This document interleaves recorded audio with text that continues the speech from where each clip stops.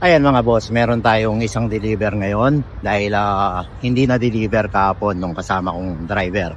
So, tayo magdi-deliver ngayon dahil ginabi siya.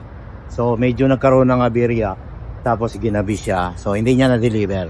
Ayan, ganyan lang naman kakonti mga boss. Yan lang naman yan. Tapos, merong konting frozen na natira. Ito. So, yan. Bali, yan lang ang i-deliver natin ngayon.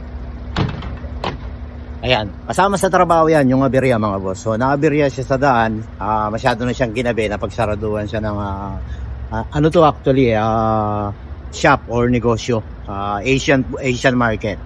So, ayan, pupunta naman tayo ngayon dito sa bandang Como. Pabundok din tayo, pero malapit lang dito sa amin yan.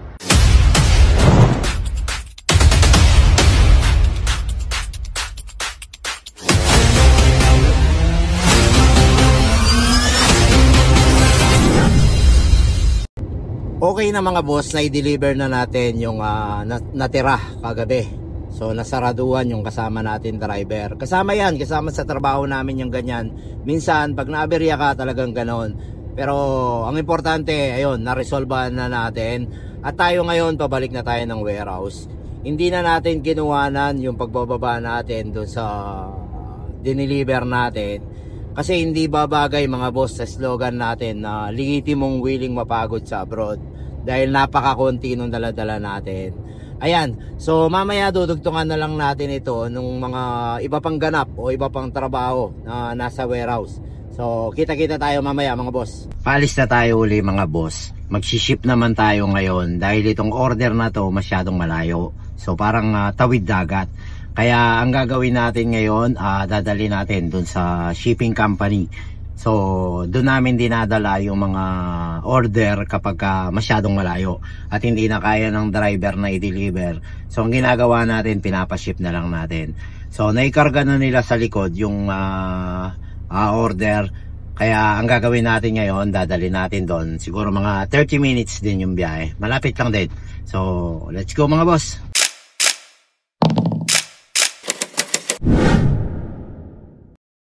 Na tayo mga boss, ayan, sa Eurosarda. So dito kami nagsisend kapag malayuan yung order.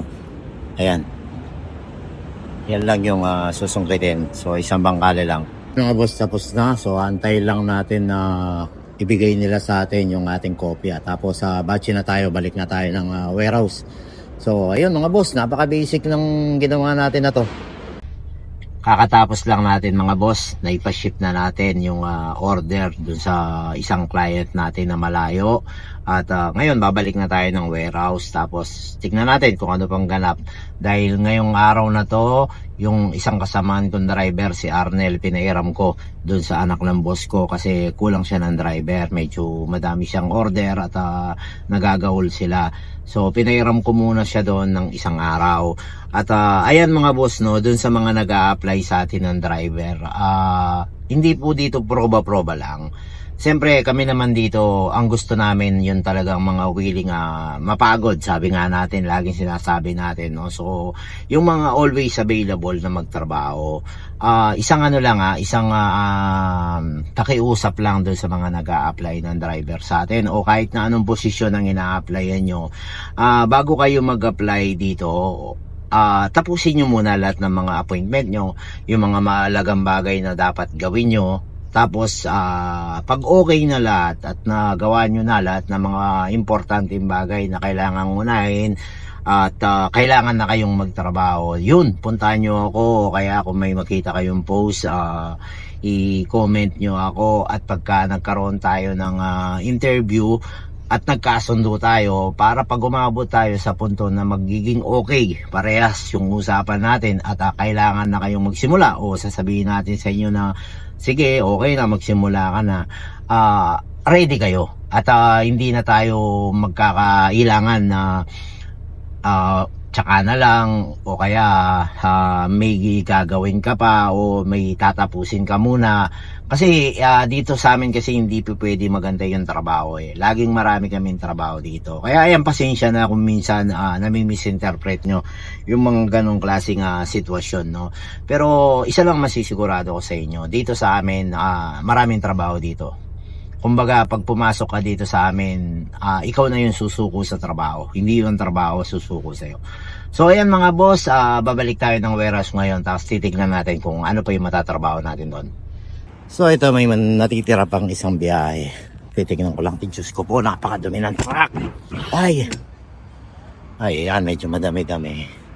So last na to, tapos yung panguli, si parang Salvador na yung titira doon sa red na yon, dahil meron siyang deliver ngayon sa resto na isa.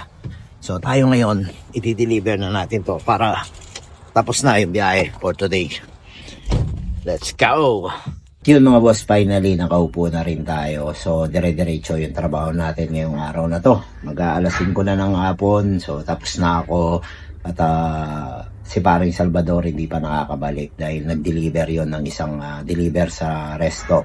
At si Arnel naman, pinairam ko dun sa kabila, dun sa anak ng boss ko, hindi pa rin siya nakakabalik. So ayan mga boss, maraming salamat dun sa mga patuloy na sumusuporta at dun sa mga nabibigyan natin ng inspirasyon at nagiging masipag na sumasama sa atin dito sa lihitin mong willing mapagod sa abroad. Ayan, mag-iingat kayo palagi. At dun sa mga kapatid natin gusto maging OFW, ayan, samahan nyo kami dito para magkaroon kayo ng idea. Dahil dito, puro realidad lang ng abroad ang pinapakita namin dito mga boss. So, ayan mga boss, hanggang sa susunod na vlog, mag-iingat kayo palagi. God bless you all mga boss.